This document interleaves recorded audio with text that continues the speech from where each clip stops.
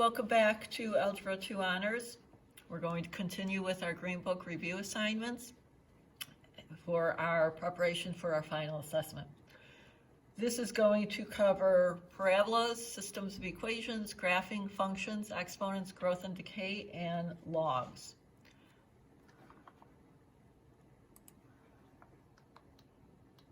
Okay, starting with parabolas. We have a main formula, which we have four formulas actually, depending on which way the parabola opens. The main ones are the ones that open up and down, which are A and B.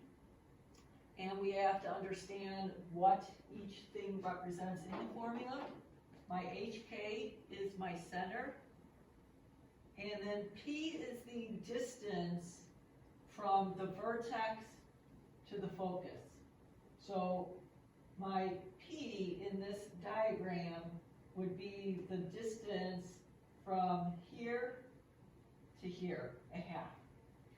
Then we can just plug those numbers in. We have to understand that the directrix is on the outside of the parabola, the vertex is the turning point on the parabola, the focus is on the inside of the parabola. All right, the best way when we're trying to write an equation is to actually sketch it. If it is not in standard form, we need to complete the square to put it in standard form in order to see what our vertex is and to figure out what P is.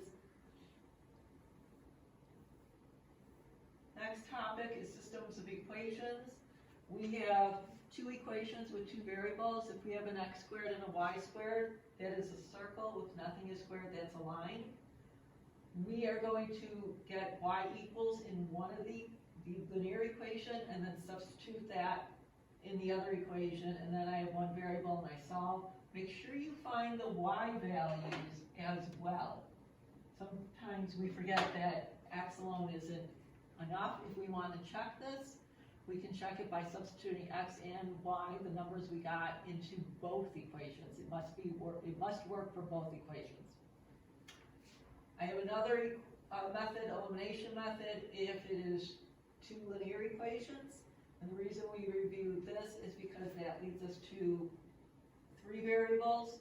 I have an example. We get one letter to eliminate two different times. That gives us two equations with two letters, and then we can get one of those equations to eliminate a letter.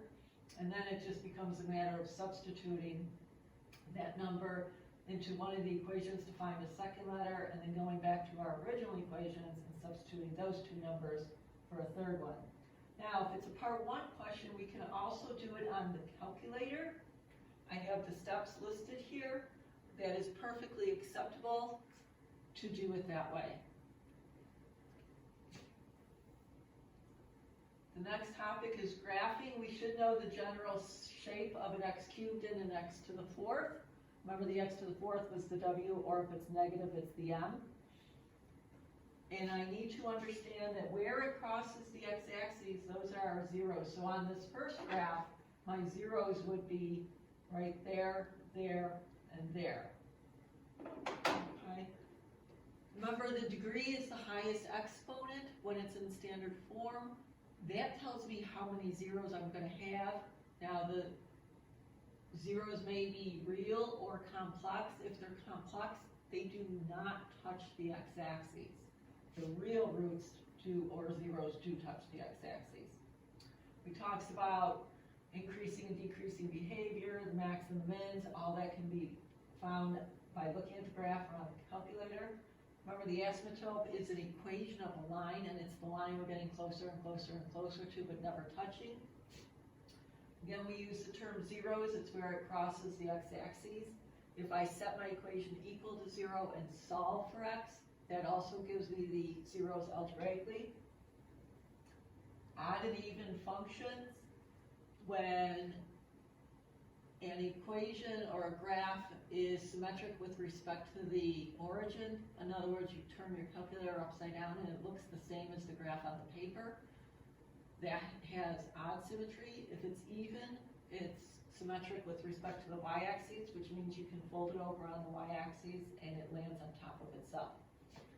We had shifts up and down, and it depends as to whether you are doing to the number what you are doing to x. If it's in the parentheses, if it's under the square root, anything like that, it's a horizontal shift.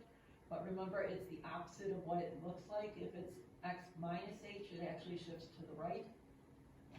If it's outside the parentheses or the square root or the absolute value, then it's a vertical shift up or down. Functions, the domain are all the x values, the range is all the y values. We have some restrictions if there is a fraction or a radical involved. We have operations of functions where we're adding, subtracting, or multiplying. For inverses, this is a biggie. We simply switch the x and the y and then get y by itself. This is an excellent example right there that'll be very helpful. All right, after that we have exponents.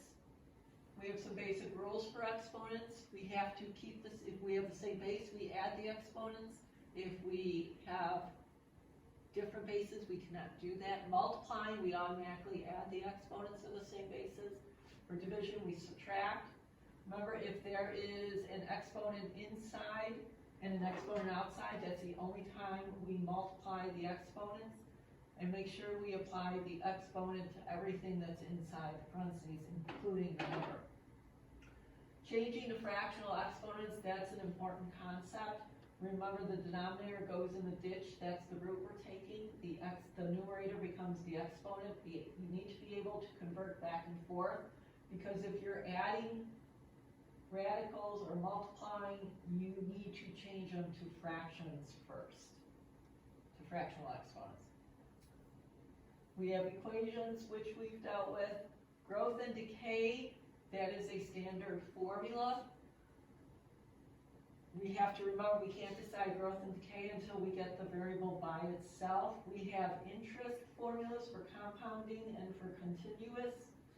We need to know those. Those are not on the formula sheet. And then for logs, we need to be able to graph them. We need to know how to solve log equations. I have some examples there to help you with that. We do need to solve for an exponent that's a variable by using logs. Remember, in this example, first thing you got to do is get rid of the number that's attached to the base of the exponent by dividing. Once we do that, we can log both sides. Then we move the exponent to the front of the log, divide both sides by the log, and then divide by any number that's remaining to finish solving. Again, you will be responsible for the assignment attached, the Regents questions from the green book that are attached. You must show all work for part 1, 2, 3, and 4. If there's no work on part 1 or if it's on the calculator, don't just write calculator work. Show me what you saw on the calculator. Again, stay safe.